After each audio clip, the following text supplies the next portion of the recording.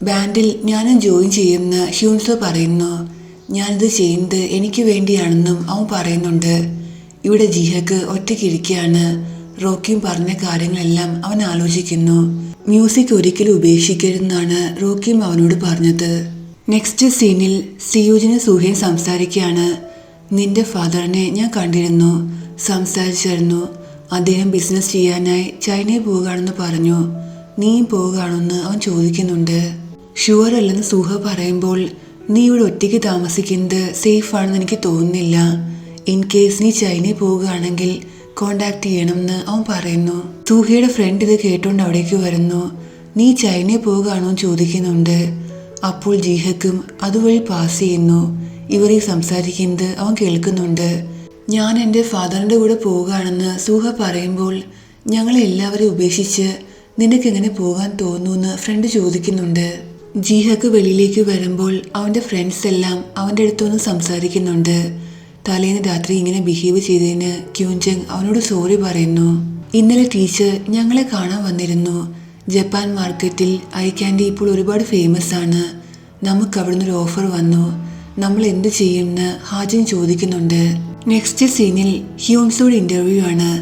അവനിപ്പോൾ മോഡലിങ്ങും ആക്ടിങ്ങും എല്ലാം ചെയ്യുന്നുണ്ട്. നിന്റെ ഡ്രീം എന്താണെന്ന് ആ ഇൻ്റർവ്യൂ ചോദിക്കുന്നു. എന്ത് പറയണമെന്ന് അവൻ അറിയില്ല.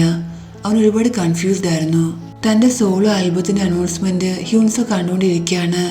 ഏറൻ അവിടേക്ക് വരുന്നു. അവളെ കണ്ട് അവൻ പേടിക്കുന്നുണ്ട്. വാ നമുക്ക് പോയി ഒരുമിച്ച് ഫുഡ് കഴിക്കാമെന്ന് ഏറൻ പറയുമ്പോൾ നിന്റെ ഫ്രണ്ട്സിൻ്റെ കൂടെ നിനക്ക് പൊയ്ക്കൂടെ, നീ ഫ്രീ ആണെങ്കിൽ നിന്റെ ഫ്രണ്ട്സിൻ്റെ കൂടെ പോയി എൻജോയ് ചെയ്യാൻ അവൻ പറയുന്നു. എനിക്കിവിടെ ഒരു ഫ്രണ്ട്സും ഇല്ല. ഞാൻ എബ്രോഡിലാണ് താമസിച്ചിരുന്നത്. ഇപ്പോൾ കൊറിയയിൽ ഡെബ്യൂട്ട് ചെയ്തുകൊണ്ട് എൻ്റെ ഫ്രണ്ട്സ് എല്ലാവരും വെളിയിലാണ്. സോ ഒന്നും ചെയ്യാതെ ഫ്രീ ആയിരിക്കുമ്പോഴെല്ലാം ഒരുപാട് ബോറിംഗ് ആണ്. നിന്റെ ഫ്രണ്ട്ഷിപ്പ് കാണുമ്പോൾ ഞാൻ ഒരുപാട് ജലസ് ആയിട്ടുണ്ട്. എനിക്ക് എന്തെങ്കിലും കാര്യങ്ങൾ പറയാൻ പോലും ഇവിടെ ആരുമില്ലെന്ന് അവൾ പറയുന്നു. ഇതെല്ലാം കേൾക്കുമ്പോൾ ഹ്യൂൻസോ ജിഹക്കിനെ കുറിച്ച് ഓർക്കുന്നു. അവൻ ഒരുപാട് സാഡ് ആകുന്നുണ്ട്. ഇവിടെ ജിഹക്ക് സൂഹയെക്കുറിച്ച് ആലോചിച്ച് ഒരുപാട് സാഡായി അവളുടെ വീട്ടിലേക്ക് നോക്കി നിൽക്കാണ്. അപ്പോൾ ഹ്യൂൻസോ അവനെ കാണാൻ വരുന്നു. നീ എപ്പോഴും ഞങ്ങളോടൊന്നും ഡിസ്കസ് ചെയ്യാതെ എല്ലാ ഡിസിഷൻസും എടുക്കും, എന്നിട്ട് എല്ലാവരുടെയും മുന്നിൽ കൂളായിട്ട് ആക്ട് ചെയ്യുമെന്ന് ഹ്യൂൻസോ പറയുമ്പോൾ നിന്റെ സിസ്റ്ററിൻ്റെ സർജറി എല്ലാം നന്നായിട്ട് നടക്കണമെന്നും അവൾ പഴയ പോലെ ഹെൽത്തി ആകണം എന്നാണ് ഞാൻ ആഗ്രഹിച്ചത്. എന്നാൽ മാത്രമല്ലേ വലുതാകുമ്പോൾ എനിക്ക് അവളെ മാരി ചെയ്യാൻ പറ്റുമെന്ന് ജിഹക്ക് പറയുന്നു. കാരണം ഹ്യൂൻസോയുടെ സിസ്റ്ററിന് ജിഹക്കിനെ എപ്പോഴും ഒരുപാട് ഇഷ്ടമായിരുന്നു. വലുതാകുമ്പോൾ അവനെ മാരി ചെയ്യുമെന്നാണ് ആ കുട്ടി പറയാറുള്ളത്. പണ്ടൊക്കെ നീ എപ്പോഴും എൻ്റെ വീട്ടിൽ വരുമായിരുന്നു. പക്ഷെ ബ്യൂൻഹിയുമായി ഫ്രണ്ട്ഷിപ്പ് ആയതോടെ നീ സഡൻലി അത് നിർത്തി. അപ്പോൾ എനിക്ക് എന്തുമാത്രം ദുഃഖം ഫീൽ ചെയ്തു എന്ന് എനിക്ക് മാത്രമേ അറിയത്തുള്ളൂ എന്ന് ഹ്യൂൻസോ പറയുന്നുണ്ട്. അങ്ങനെ പരസ്പരം അവർ ഒരുപാട് സംസാരിക്കുന്നുണ്ട്. അവരുടെ ഡിഫറൻസ് എല്ലാം അവർ മറക്കുന്നു. പഴയ പോലെ ഫ്രണ്ട്സ് ആകുന്നുണ്ട്. അവർ ഒരുപാട് ഹാപ്പി ആയിരുന്നു. ടീച്ചർ പറഞ്ഞ ജപ്പാനിൽ നിന്നുള്ള ഓഫറിനെ കുറിച്ച് നീ അറിഞ്ഞെന്ന് ഹ്യൂൻസോ ചോദിക്കുമ്പോൾ അറിഞ്ഞു എന്ന് ജിഹക്ക് പറയുന്നുണ്ട്. നീ എന്താ മ്യൂസിക് ഉപേക്ഷിച്ചോ എന്ന് ഹ്യൂൻസോ അവനോട് ചോദിക്കുന്നു. ഞാൻ ഷുവർ അല്ല. സത്യത്തിൽ എനിക്ക് ലൈഫിൽ എന്താണ് ആവശ്യമെന്ന് എനിക്കിപ്പോൾ അറിയില്ല എന്ന് ജിഹക്ക് പറയുന്നു. പക്ഷെ നിന്റെ ലൈഫിൽ നീ ഇപ്പോൾ ഓക്കെ ആണെന്നും അവൻ പറയുന്നുണ്ട്. നെക്സ്റ്റ് സീനിൽ ഐ ക്യാൻഡി മെമ്പേഴ്സ് എല്ലാം അവർ പ്രാക്ടീസ് ചെയ്തിരുന്ന ആ ബിൽഡിങ്ങിലേക്ക് വരുന്നു. ടീച്ചർ പറഞ്ഞ ആ ഓഫറിൻ്റെ കാര്യം എന്തായെന്ന് ഹാജിൻ ചോദിക്കുമ്പോൾ ആ കാര്യം നമുക്ക് വിടാം. നിങ്ങൾ എന്താ ആഗ്രഹിക്കുന്നത്? ഹ്യൂൻസോ ഇത്രയും നാളും കഷ്ടപ്പെട്ടുണ്ടാക്കിയ കാര്യങ്ങളെല്ലാം അവൻ നശിപ്പിച്ച് നമ്മളുടെ കൂടെ വരണം എന്നാണെന്ന് ജിഹക്ക് ചോദിക്കുന്നു. ആ ജപ്പാൻ കമ്പനിയുമായി മീറ്റിംഗ് അറേഞ്ച് ചെയ്യാൻ ഹ്യൂൻസോ ടീച്ചറിനോട് പറഞ്ഞു എന്ന് ക്യൂൻജങ് പറയുന്നു. നെക്സ്റ്റ് സീനിൽ മീറ്റിംഗ് ആണ് കാണിക്കുന്നത്. ഹ്യൂൻസോ ഒഴിച്ച് മറ്റെല്ലാ മെമ്പേഴ്സും എത്തിയിട്ടുണ്ടായിരുന്നു. എല്ലാവരും ടെൻഷനിലായിരുന്നു ഹ്യൂൻസോ വരുമോ ഇല്ലയെന്ന് ആലോചിച്ച്. അപ്പോഴേക്കും ഹ്യൂൻസോ വരുന്നു. ജാപ്പനീസ് കമ്പനി കോൺട്രാക്റ്റിനെ കുറിച്ചെല്ലാം അവരോട് ഡിസ്കസ് ചെയ്യുന്നു. എല്ലാ കാര്യങ്ങളും അവരോട് പറയുന്നുണ്ട്. ഐ ക്യാൻഡി ഹാരി ചെയ്യാൻ ഞങ്ങൾക്ക് താല്പര്യമുണ്ടെന്നും അവർ പറയുന്നു.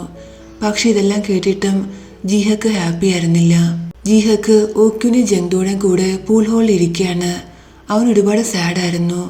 എന്തു പറ്റിയെന്ന് ജങ്ദോ ചോദിക്കുന്നുണ്ട്. സൂഹയുമായി ബ്രേക്കപ്പ് ആകുമെന്ന് ഞാൻ ഹാരിയോട് പ്രോമിസ് ചെയ്തിട്ടുണ്ടായിരുന്നു. അതിനുവേണ്ടി ഞാൻ അവളെ കാണാൻ പോയി. പക്ഷെ ഞാൻ എന്തെങ്കിലും പറയുന്നതിന് മുന്നേ തന്നെ അവൾ എന്നോട് ബ്രേക്കപ്പ് ചെയ്യാമെന്ന് പറഞ്ഞു.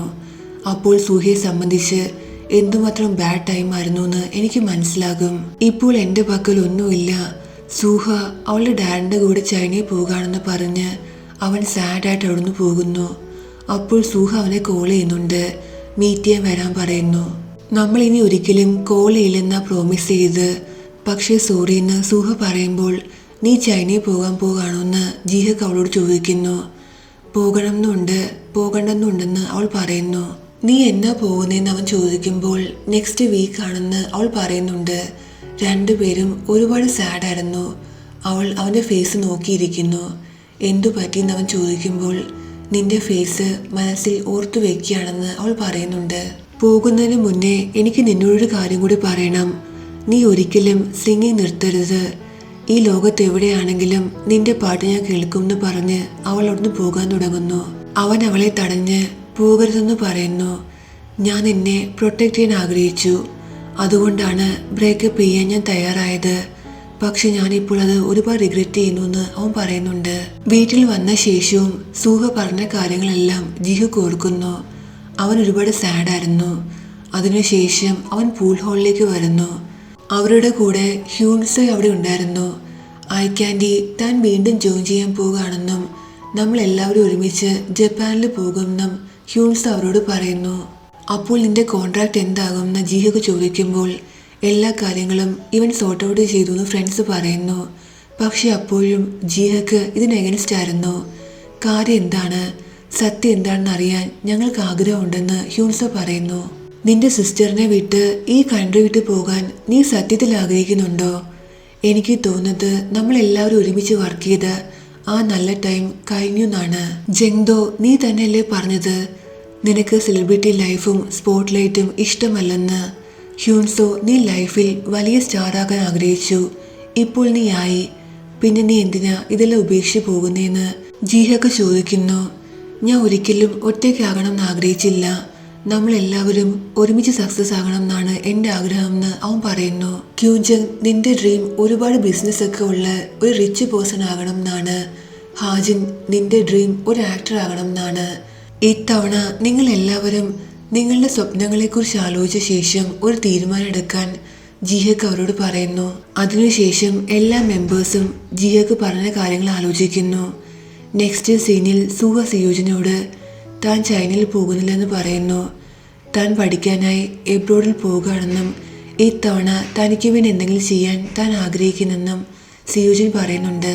എൻ്റെ ഫ്രണ്ടായി നീ എപ്പോഴും എന്നെ സപ്പോർട്ട് ചെയ്ത് എൻ്റെ ലൈഫിലുണ്ടായിരുന്നു. അതിന് ഒരുപാട് നന്ദിയുണ്ടെന്ന് സൂഹ അവനോട് പറയുന്നു. ഇതെല്ലാം കേട്ട് സിയോജിൻ സാഡായിരുന്നു.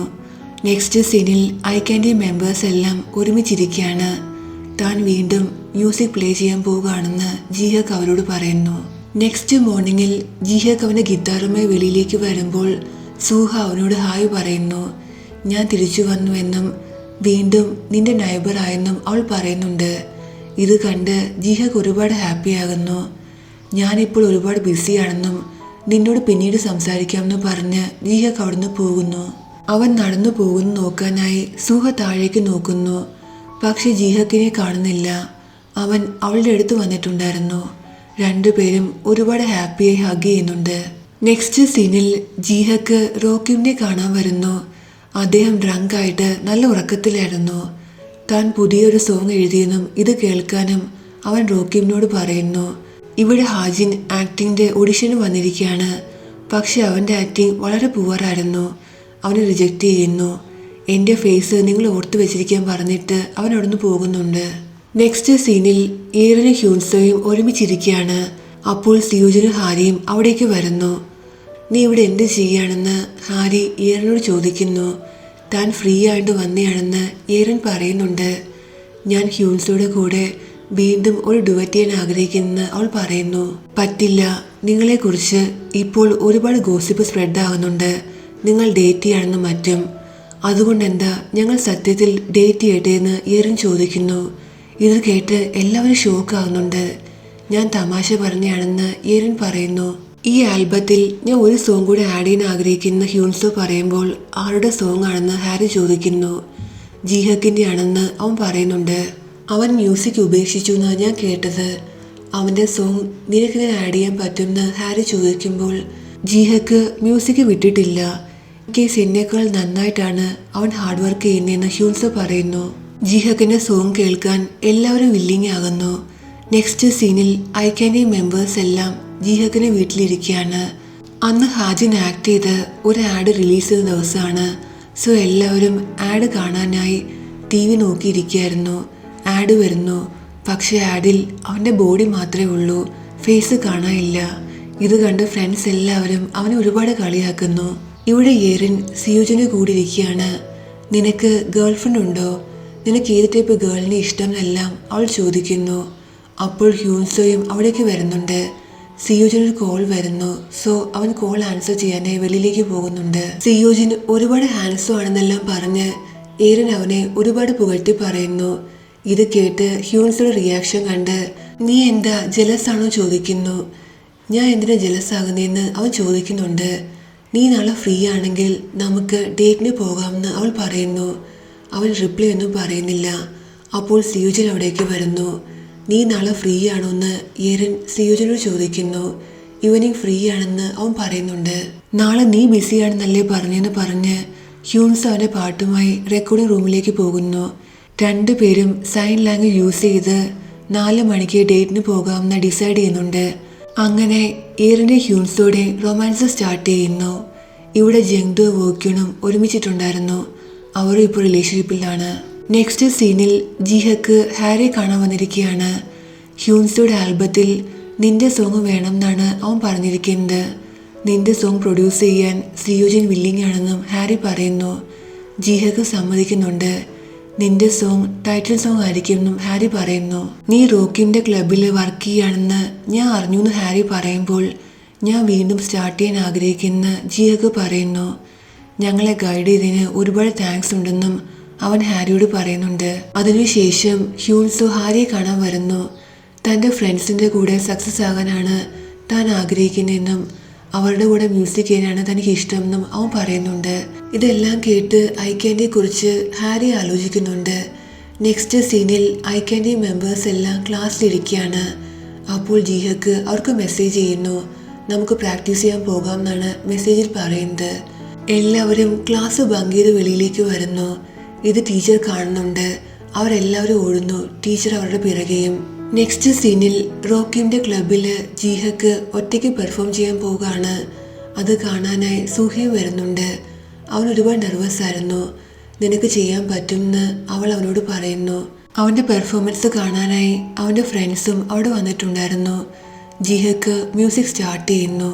ഈ പെർഫോമൻസ് കാണാനായി സിയോജനും അവൻ്റെ ഫ്രണ്ട്സും ഹാരിയും എല്ലാവരും വന്നിട്ടുണ്ടായിരുന്നു. കുറച്ച് കഴിയുമ്പോൾ ജിഹക്ക് അവൻ്റെ ഫ്രണ്ട്സിനെ സ്റ്റേജിലേക്ക് വിളിക്കുന്നു. എന്നിട്ട് ഐക്യാൻഡി മെമ്പേഴ്സ് എല്ലാം ഐക്യാൻഡി സോങ് പെർഫോം ചെയ്യുന്നുണ്ട്. എല്ലാവരും ഇതെല്ലാം കണ്ട് നന്നായിട്ട് എൻജോയ് ചെയ്യുന്നു. എല്ലാവരും ഹാപ്പി ആയിരുന്നു. അങ്ങനെ ഐക്യാൻഡി മെമ്പേഴ്സ് എല്ലാം ഒരുമിച്ച് വീണ്ടും അവരുടെ മ്യൂസിക് ജേർണി സ്റ്റാർട്ട് ചെയ്യുന്നു. ഇവിടെ വെച്ച് ഈ സീരീസ് തീരുന്നു. നിങ്ങൾക്ക് ഈ സീരീസ് ഇഷ്ടമായെങ്കിൽ ലൈക്ക് ചെയ്യുക, ചാനൽ സബ്സ്ക്രൈബ് ചെയ്യുക. നിങ്ങളുടെ നിർദ്ദേശങ്ങളും അഭിപ്രായങ്ങളും എല്ലാം കമൻറ്റ് ചെയ്യുക. അടുത്തൊരു സീരീസുമായിട്ട് നമുക്ക് നെക്സ്റ്റ് വീഡിയോയിൽ കാണാം. Bye bye.